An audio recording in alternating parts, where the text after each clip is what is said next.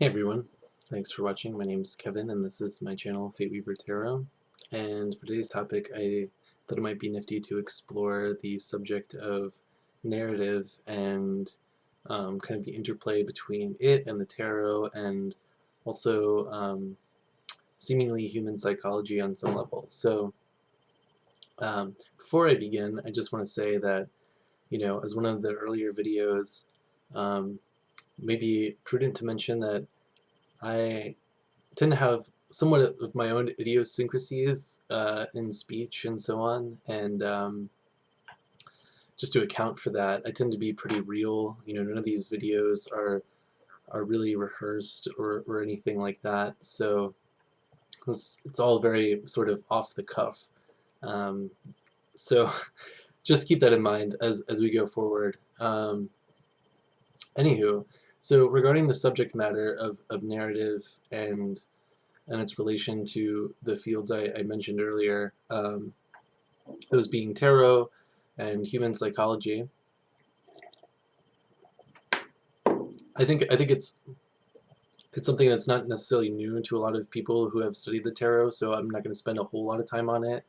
But I think most readers have busted out the, the tarot and looked at the Fool's Journey and read about that, and explored that on their own terms, and whatever that means to them.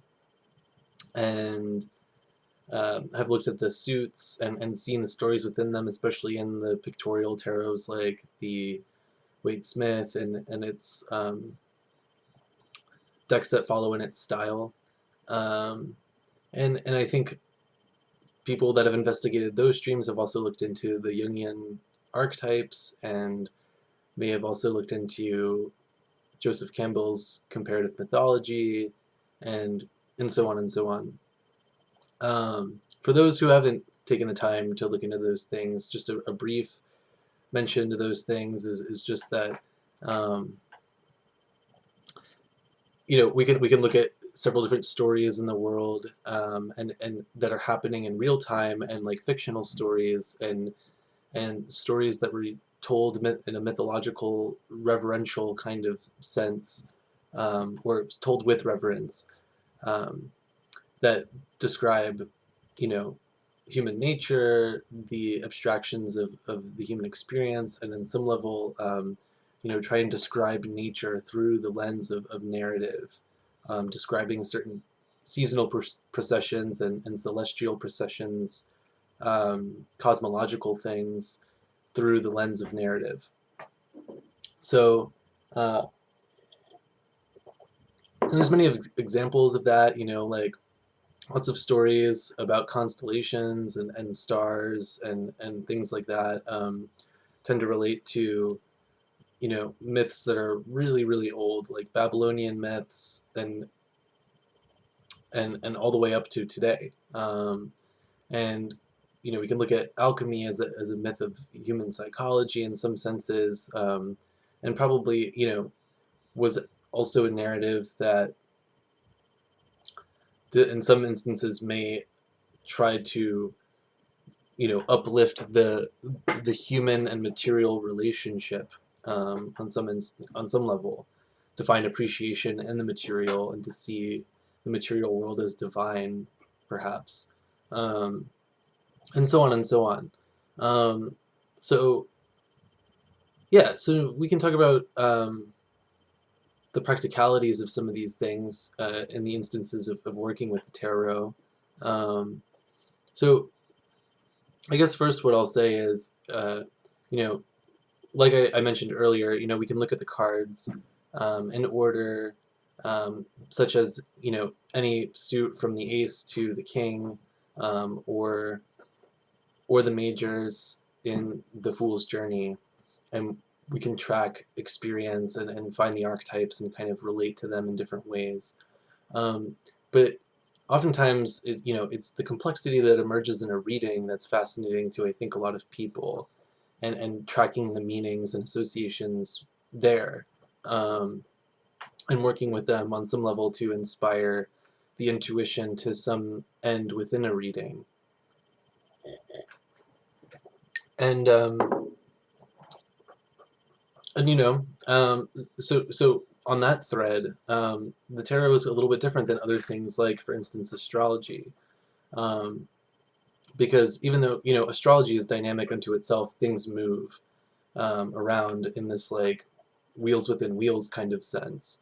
But in another sense, you know, those patterns can be seen and sort of extrapolated on and saying like, okay, like, we can plot the course and understand how long it may take for any given planet to have its revolution around the sun or whatever. Um, like we know where it's most likely will be in 6 months from now.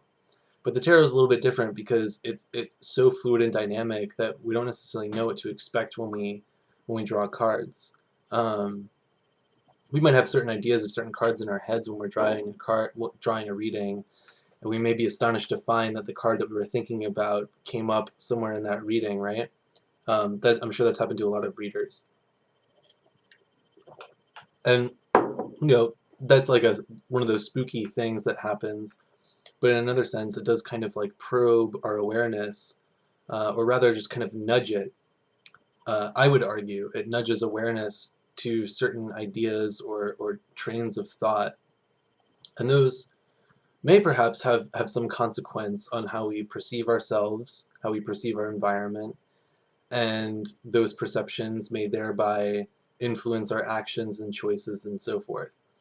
So that's kind of what I'm rolling with here is not necessarily an assumption, but I would posit as a conjecture um, based on my own subjective experience.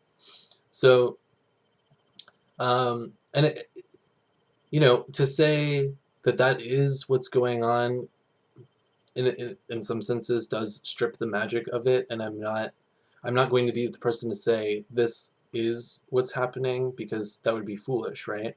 I think a lot of different people get different things out of the tarot. I'm mostly speaking through the lens of my subjective experience and what seems to be somewhat emergent in popularity and in the way people seem to perceive the tarot in the form of like, what I've seen in discussion groups, read in books, etc. People seem to be on a similar wavelength in some instances. And that dynamic fluidity of the reading, of kind of like inspiring our perception in different directions, is an interesting facet because it ushers us to think about certain elements of our experience that we may previously not have really considered as being part of the narrative.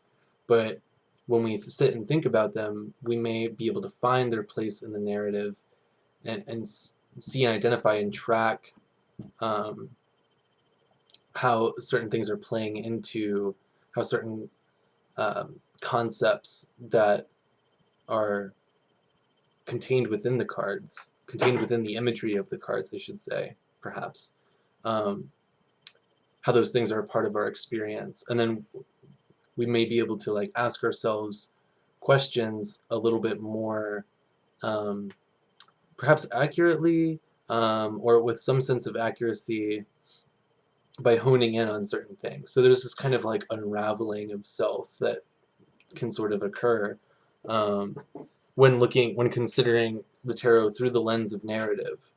Because it's kind of like, if there's a character in a reading that's like doing something and it looks like, you know, it's in a specific spread position that's like, you're doing this, and maybe the spread position says like things that maybe not be helpful at this moment. And it's like, well, when do I do this and how do I do this? You know what I mean? Like, when do I kind of participate in this story arc or in this like, flaw or strength or whatever? When does this thing become taken too far, for instance? And it's cool to be able to check in with oneself and find those different patterns of like one's own kind of like self-told story, and where those things sort of lead in expression. So that's pretty cool. And I don't. I guess I would also conjecture alongside that reading the story and kind of tracking the story may only be half of it. And then there's the other side of like writing the story through the tarot and working with it as like selecting a card consciously out of the deck and, engaging it in the element of like, I am, writing this into my story, so to speak, or pulling out a series of cards that kind of underscore a narrative and kind of assigning to oneself, well, I'm going to do this story. This is the story that I am going to follow. And that's a really interesting way of exploring the tarot that I feel like, is not something that is oftentimes, I don't see a lot of people talking about that part. Um, for reasons that I'll probably explore in another video. But there's potentially a lot going on there. Um, and yeah, like I think that when we start considering the impact of our own personal narrative in psychology, the impact of a self-told story, and how we can sometimes relegate ourselves to certain like flaws or strengths, um, and overcompensate in either direction, right? It's something that I've I feel like I've perceived. I'm sure a lot of people can relate to this example. One example I might share in this context, would be like, everyone knows someone who really identifies with their zodiac archetype, like their sun sign. They're like, yes, this is totally me. And that's kind of a weird thing for someone to say, this is me. I am this. That's kind of a weird thing. And I could see how that kind of, relegating oneself to like kind of like a fixed static archetype can be inherently limiting in some instances, where kind of give ourselves a free pass to have certain habits or certain, you know, directions, or to struggle through the same challenges over and over again. And I think that's part of why I like the tarot, is because it sort of motivates a little bit more of like it encourages us to be mobile and adaptable in our awareness and how we perceive ourselves and our environment. So it keeps things fresh in some instances. Even though there's only, quote unquote, only 78 cards, um, in the, discrete images within the tarot, um, it's the complexity that arises in a reading, or when we start putting cards together, that I think is the take home there, in terms of kind of the mirror of complexity of you know being a human, and just how complex that is. Uh, so yeah, um, and in that sense, I think that it's really cool to work with people,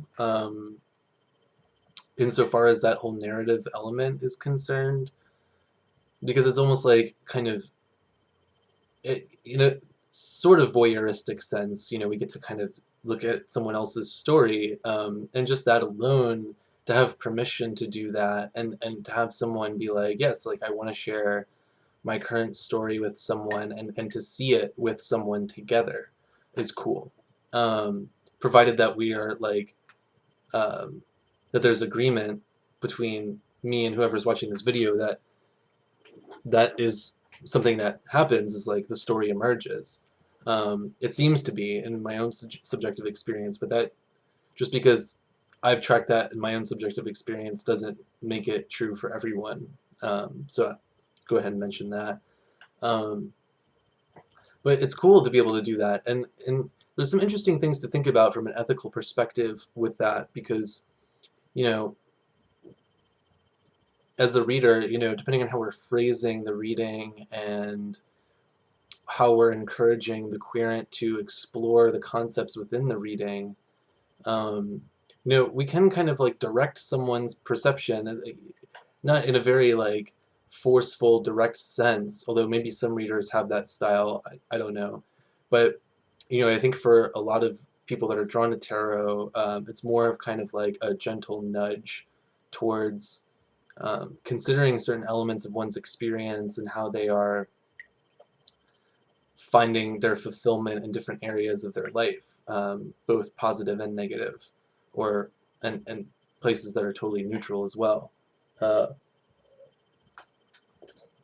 And I think that that consideration is worth taking in for any reader, just for their own personal ethical exploration of what tarot reading may entail in terms of the impact it may have on someone else's experience, and the kind of patterns that can be either examined in a reading and adjusted by the querent thereafter, or other patterns of kind of like implanting a pattern. Sometimes like maybe we don't realize that we're doing it. And I think people do that with one another all the time without realizing it, even outside the context of tarot readings. But, you know, when we're communicating in that very real, kind of vulnerable place, where there is like that element of like someone is opening up and we're sort of like steering them through this exploration of an abstract field of their experience, you know, it's worth considering how, like, what kind of impact that can have is where I guess I can leave it. Because I know for me personally speaking, you know, and this shouldn't mean anything to anyone, once again, but in my own personal experience, it has had a profound impact on me, just reading with them by myself. And it's had challenges in the scope of that as well, which I've learned how to temper, you know, in my relationship with the readings, and how often I read for myself, and also like the contexts that I allow myself to think um, with and through its lens.